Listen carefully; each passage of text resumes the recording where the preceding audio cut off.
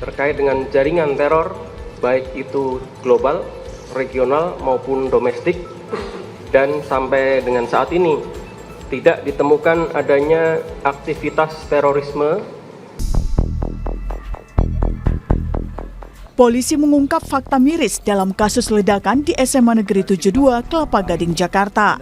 Polisi bilang pelaku yang kini disebut anak berhadapan dengan hukum selama ini merasa sendiri. Dia tidak memiliki tempat untuk bercerita ataupun berkeluh kesah, baik di sekolah maupun di keluarga. Hasil penggalian keterangan maupun petunjuk-petunjuk yang ada, bahwa yang bersangkutan anak berkonflik dengan hukum ini terdapat dorongan untuk melakukan peristiwa hukum tersebut. Dorongannya di mana yang bersangkutan merasa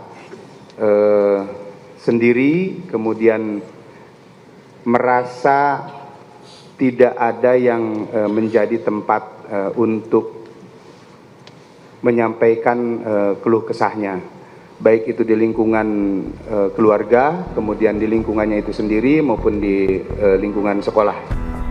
Kesehatan mental anak inilah yang kemudian disoroti Komisi Perlindungan Anak Indonesia (KPAI). KPAI meminta sekolah dan keluarga untuk tidak abai dengan kesehatan mental anak.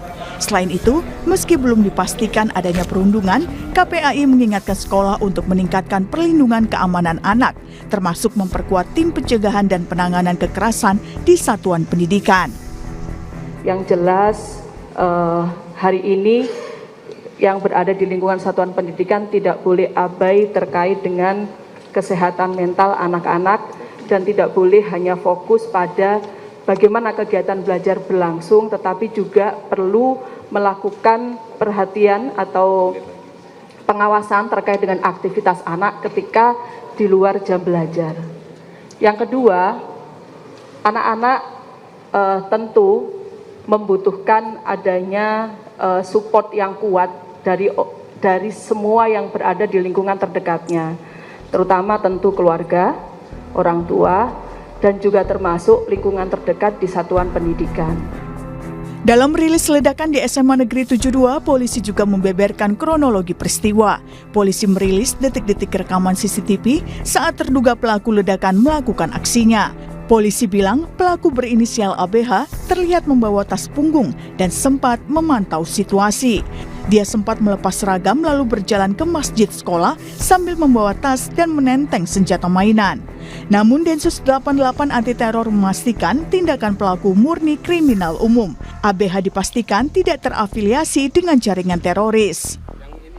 Terkait dengan jaringan teror, baik itu global, regional maupun domestik, dan sampai dengan saat ini tidak ditemukan adanya aktivitas terorisme yang dilakukan oleh ABH.